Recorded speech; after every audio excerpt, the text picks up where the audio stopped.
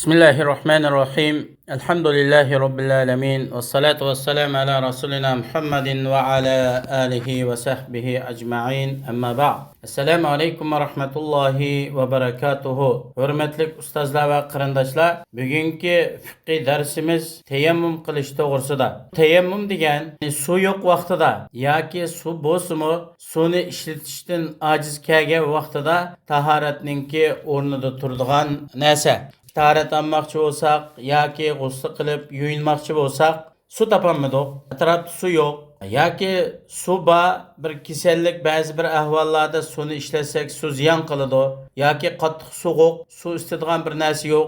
Shundaq ahvollarga duch kelgan vaqtida tahoratning o'rnida tayammum qilish durust bo'ladi. Chunki Alloh subhanahu va taolo namoz o'qish uchun cho'ng kichik tahoratsizlikdan pokiz bo'lishga buyurdi. Buningda nima bilan pokiz bo'lamiz desa, biz yuqorqi darslarimizni so'zlab o'tgan suv bilan, yomg'ir suvi bo'lsin, dengiz suvi bo'lsin, har qanday suv bilan pokizlang'ili bo'ladi. Suv bilan tahorat ilish zarur har qanday holatda. Ma'lum bir holatlarda biz yuqorida so'zlab o'tgandek, suv tepilmadi yoki suv ishlatish qiyin bo'lgan holatda tayammum qilsak bo'ladi. Tayammum degan pak tuproqqa, to'fa, tosh, qum, shig'il, gaj, haq degandek zamindan chiqadigan, chang-to'zon chiqadigan narsalarga qo'limizni urib, yuzimizni sepab va yana ikki qo'limizni bir qitim urib, qo'limizni jaynakimiz bilan sepib olsak, tayammum bo'ladi. Biz namoz o'qimoqchi bo'lsak, namozni niyat qilib, tavob qilmoqchi bo'lsak, tavob qilishni niyat qilib yoki ibodatni niyat qilib tayammum qilsak durust bo'ladi. Allah subhanahu wa ta'ala bu to'g'rida Qur'oni Karimda oyatlarni bayon qilgan. Falam tajidu ma'an fatayammamu. Ya'ni suv topolmasanglar, tayammum qilinglar. Hatta Payg'ambarimiz sallallohu alayhi va sallamning hadislarida tayammumning yo'lga qo'yilganligi to'g'risida nurg'un hadislar bayon qilingan. Chunki bu tayammum Alloh subhanahu va taoloninki Muhammad alayhisalomning ummatiga ato qilgan marhamati, fazilati, ortiqchiligi. Allah subhanahu wa ta'ala ilgirki hech bir ummatga topolmaganda tayammum qilish bilan pokizlanishni yo'lga qo'ymagan. Bu faqat Muhammad alayhisalomninki ummatiga xos va Allohninki ularga qilgan yaxshiligi. Buxoriy va Muslimda bayon qilingan sahih hadisda Payg'ambarimiz sallallohu alayhi va sallam mundaq degan: "Menga 5 turlik fazilat, ortiqchilik, ya'ni xislat berildi. Mendan ilgirki hech qanday payg'ambarlarga bu xislat berilmagan. Menga bir oylik yiroqlikdan dushmanlarning qalbiga qo'rqinch sinilish bilan yordam berildi. Menga zaminning hammasi pokiz joy qilindi." Ya'ni ilgirki ummatlar ibodat qilmoqchi bo'lsa, namoz o'qimoqchi bo'lsa, cho'qim o'zining chirkovlari va ibodatxonalariga birib o'qiydi.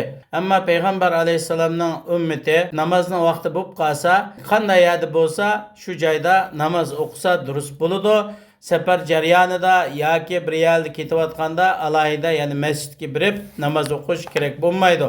Shu o'zi tug'an, o'zi tushgan yoki safar jarayonida ketayotgan o'rinda namozni ado qilsa to'g'ri bo'ladi. Hamda bu tayammum qilish tahoratning o'rnida bo'ladi. Biz yuqorida so'zlab o'tgandek, inson tahorat ilib qiladigan ibodatlarning hammasini tayammum qilib ado qilsa to'g'ri bo'ladi. Namoz o'qish, tavob qilish, Qur'oni Karim tilovat qilish, inodan boshqa tahorat bilan qilinadigan ibodatlarning hammasi tayammum bilan qilinadi. Alloh subhanahu va taolo suvni cho'ng kichik tahoratsizlikdan pokizlangan, pokizlik qilgandek tayammumni shuning o'rnida qildi. Şuna Peygamber aleyhisselam bana zeminning to'pilari pokizlanadigan narsa qilindi. Ya'ni xuddi biz suv bilan tahorat olgandek zeminning to'pilari yoki zemindan chiqqan narsalar bilan tahorat olsak to'g'ri bo'ladi.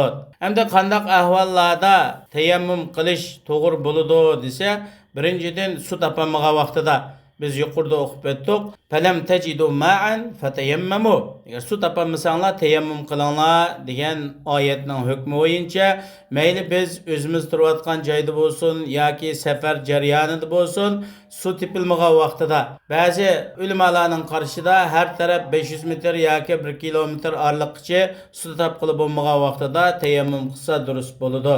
İkincisi su baken ama bu suni ichish kerakkan cho'l bayovalida yoki masalan dengiz safarlarida ketib o'tibdi, yanada tatliq suv ekan bu suvni ichmasa bu safarni davomlashtirib bo'lmaydi ekan. Bunda holatda yanada bu suvni ichidi, ibodatni tayammum bilan ado qiladi.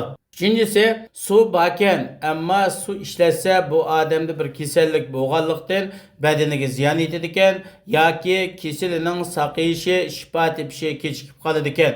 Bunda vaqtida su ishlatmay tayammum qilsa to'g'ri bo'ladi. Shunga oyat karimda va in kuntum marda, agar sizlar kasal bo'lib qolsanglar, su ishlatsanlar, su sizlarga ziyon qiladigan bo'lib qolsa, tayammum qilsanglar bo'ladi deb bayon qilingan.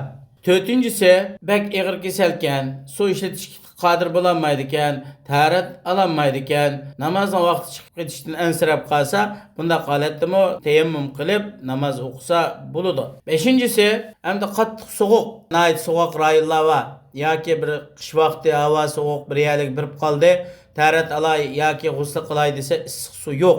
Soğuk suda taharet alsa yoki g'usl qilinsa, badaniga ziyon yetadigan yoki kasallik bo'ladigan mandaq ahvollar bo'lib qolsa, bu yerdami tayammum qilsa bo'ladi. Chunki Alloh subhanahu va taolo Qur'oni Karimda "Va la taqtulu anfusakum", sizlar o'zinglarni o'ldirmanglar. Ya'ni o'zinglarni halokatga tashlamanglar.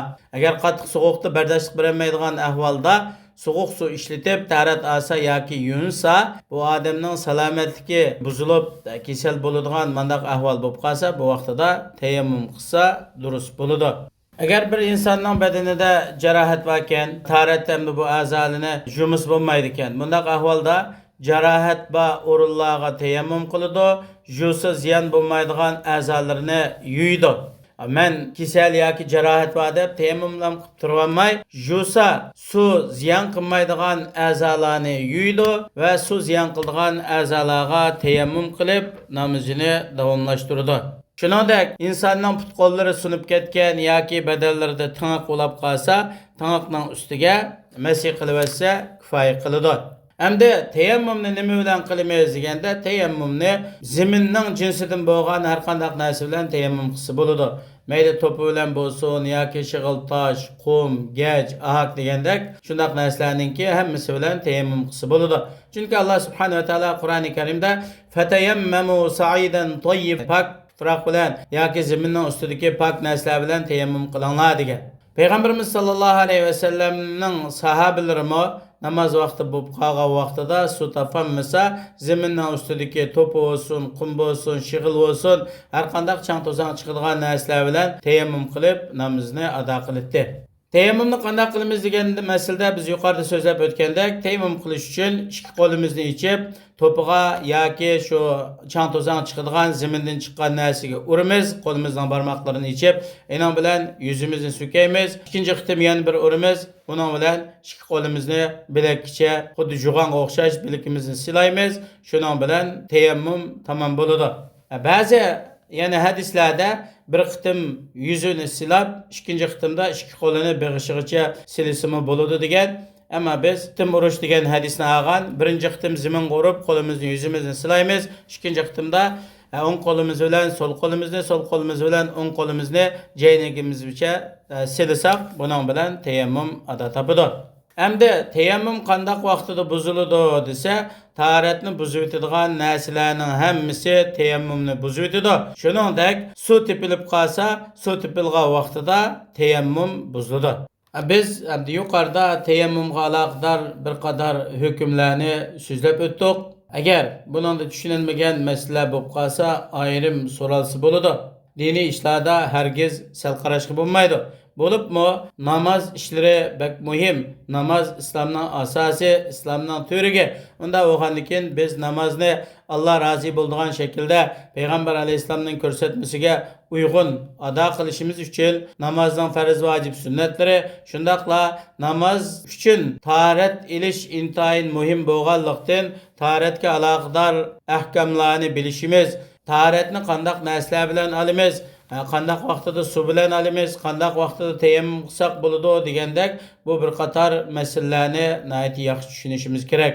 Alloh subhanahu va taolo har birimizni diniy masalalarni yaxshi tushunib, Alloh rozi bo'ladigan shaklda amal ibodat qilishga muyassar qilsin. Assalomu alaykum va rahmatullohi va barakatuh.